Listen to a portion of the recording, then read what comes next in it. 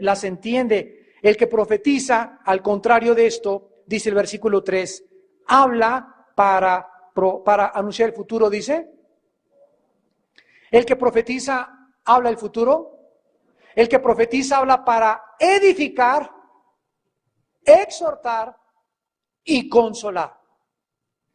Cuando tú llegas con una persona y le dices, Dios me dice que nunca te dejará ni te desamparará, lo estás consolando, estás profetizándole. Dios me dice que tú necesitas estudiar más la palabra y quiero ser tu amigo porque tú tienes grandes capacidades, no te desesperes, sigue luchando cerca de Dios, lo estoy profetizando porque lo estoy edificando. Y a otras personas hay que decirles, ¿verdad? No sigas en ese camino, Panchito. Lupita, apártate de ese hombre. Lo estamos exhortando, estamos profetizándole a través de la exhortación. Por eso es más importante exhortar, porque lo vamos a aprender. Lo que más le interesa a Dios es edificar a los demás y no autoedificarme a mí mismo. El que habla en lenguas solamente se edifica a él, nada más. Y el que profetiza edifica a las personas de su alrededor. Y ya nadie vive para sí mismo, ahora vivimos para él. Ya nadie vive para complacernos a nosotros, vivimos para buscar la edificación del cuerpo de Cristo. Dice el versículo 4, el que habla en lengua extraña, a sí mismo se edifica. Pero el que profetiza, edifica a la iglesia. Y es claramente expuesto en la Biblia que es más importante el que habla en profecía, el que exhorta, el que consuela a las personas y no llevar al don de lenguas al lugar de suprema importancia, cuando el don de lenguas en la Biblia es el último de los dones. Los corintios al último de los dones lo agarraron y lo pusieron en primer lugar. Y le dieron tanta importancia, vuelvo a repetir, que comenzaron todo el mundo a hablar en lenguas, por eso tuvo que escribir toda esta carta, este capítulo Pablo. Comenzaron en la lengua a cantar, saca la bazuca y comenzaron a decir miles de cosas, y no eran ni lenguas las que estaban hablando, están hablando jeringosa, otros tenían que inventar algo para poder ya decir, bueno, sí hablo en lenguas, y esto evidencia que tengo a Cristo, etcétera, etcétera, y mi pueblo pereció porque no tuvo conocimiento. Porque no hay una enseñanza doctrinal, sistemática, consistente de la palabra de Dios.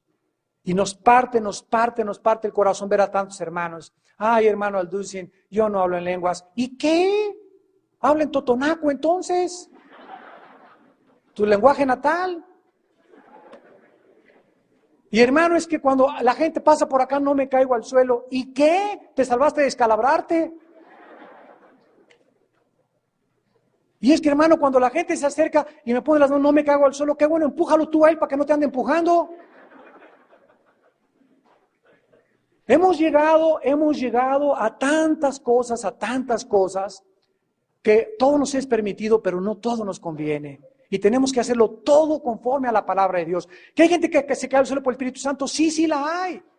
Y Dios no necesita ni siquiera que yo ponga mis manos, ¿verdad? Dios puede de lejos a 3 metros tumbarte al suelo con todo y las sillas. No necesita que te ponga las manos. No necesito hablar en lenguas para saber que tengo el Espíritu Santo. No necesito que una persona que llegue a la iglesia y comience como alambre eléctrico a hacerle así para que la gente voltee a ver a la hermana y no está llena del Espíritu Santo. ¿Quién sabe cuántos gusanos se le metieron a la hermana? ¿Qué Espíritu Santo ni qué Espíritu Santo? El Espíritu Santo nos da paz, nos da tranquilidad, no nos hace que nos comencemos a mover como alambre eléctrico. ¿Qué? El Espíritu Santo no quiere que llamemos la atención tampoco a los demás. Y una persona así en la iglesia, ¿qué es lo que hace? Pues llama la atención a todos. ¿Qué le dio aquí? Le da una embolia a la hermana pronto.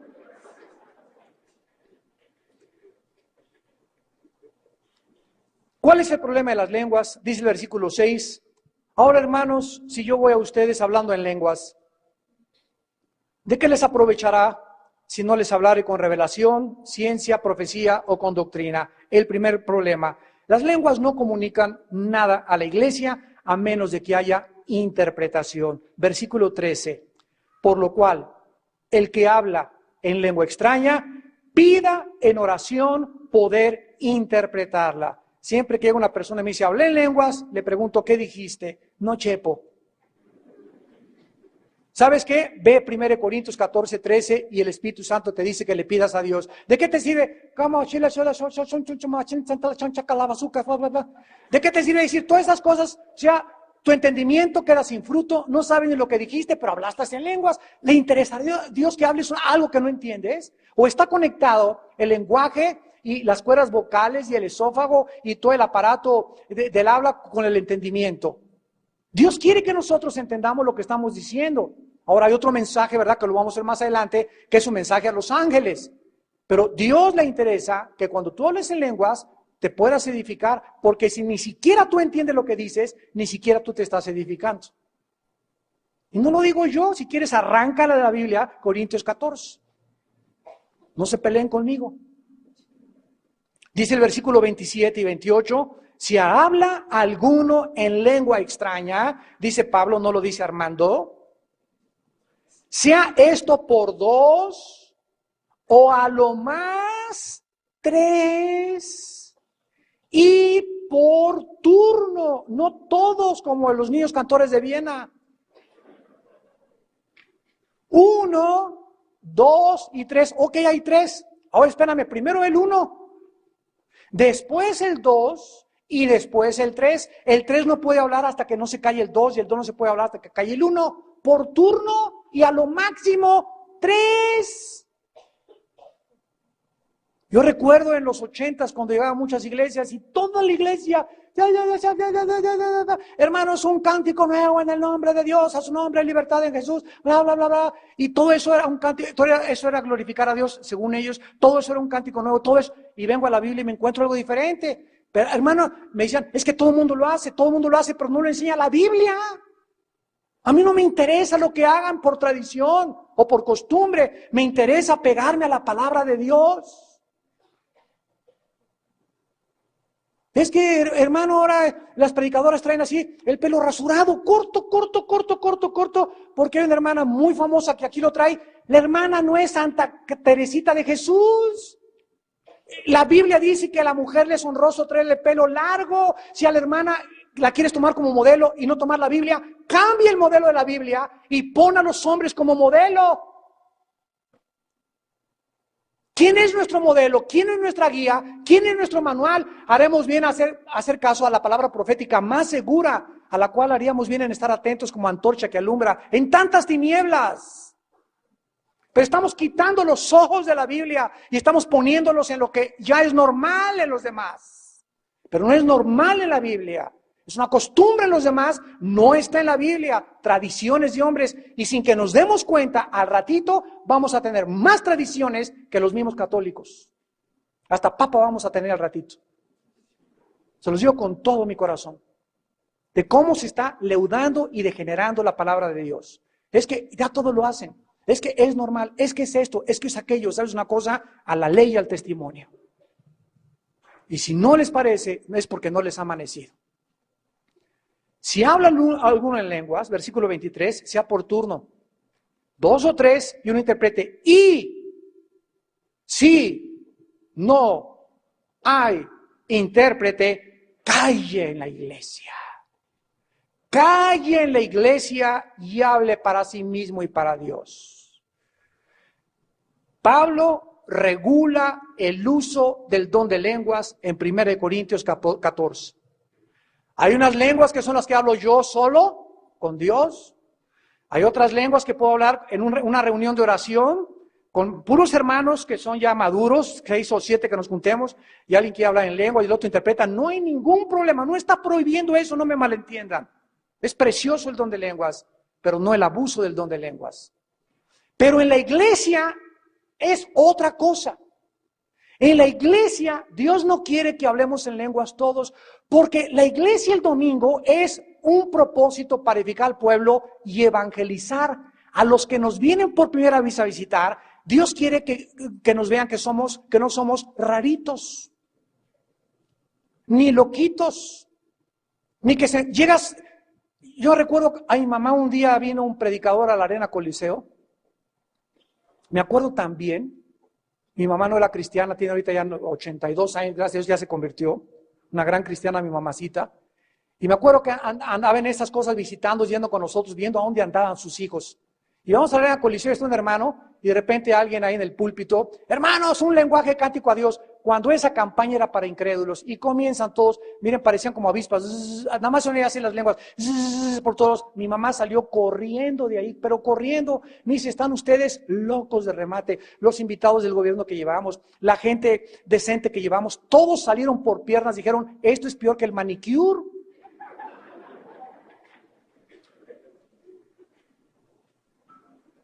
¿Qué dice el versículo 23? Si la iglesia toda se reúne en un solo lugar y todos hablan en lenguas y entran, ¿quiénes? Indoctos, personas que no saben qué pasa o incrédulos, ¿no dirán que están locos? Entonces, Dios no quiere que demos ese testimonio de que estamos locos. ¿Quieres hablar en lenguas en tu casa, en el baño, en la regadera? En tu reunión de oración, en tus devocionales, no hay problema, no se prohíbe hablar en lenguas, pero se regula el uso del don de lenguas para que no lo usemos indebidamente, no caigamos en ese extremo, que es en el que cayeron muchísimos hermanos nuestros. Y gracias a Dios, ¿verdad? Que ahorita la mayor parte de las iglesias están entendiendo finalmente cómo usar el don de lenguas. Parecería como que nunca estudiaron Corintios 14. En segundo lugar, dice el versículo 7, ciertamente las cosas inanimadas, que producen sonidos como la flauta o la cítara, si no dieren distinción de voces, ¿cómo se sabrá lo que se toca con la flauta o con la cítara? Ahora, para ilustrar esto, Pablo nos remonta a los instrumentos. Imagínense aquí que ahorita César, el director de alabanza, hay una trompeta y comienza a hacer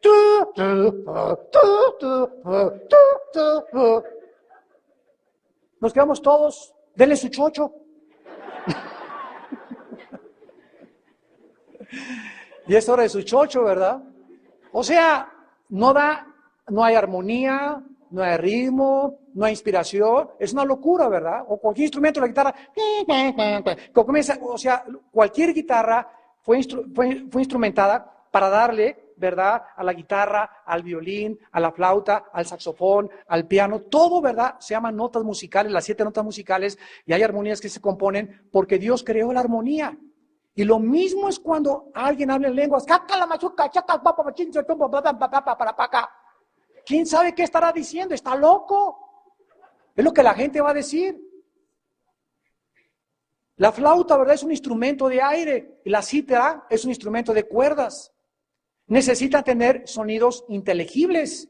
De otra manera, ¿verdad? No tiene ningún sentido. Confunden nada más y nadie le entiende absolutamente nada. Versículo 8, la trompeta militar. Y si la trompeta diere sonido incierto, ¿quién se preparará para la batalla? En el campo militar o en el área militar, en la milicia, los cabos, ¿verdad? Regularmente los que tocan la trompeta, tienen, en el Antiguo Testamento, tocaba un toquido, y la gente sabía en sus campamentos que tenían que comenzar a alistarse. 2 sonidos, entendían que era para que ya estuvieran, y 3, que estuvieran ya reunidos en el campamento, y 4 sonidos, vámonos a la guerra. Entonces, si alguien salía con la trompeta,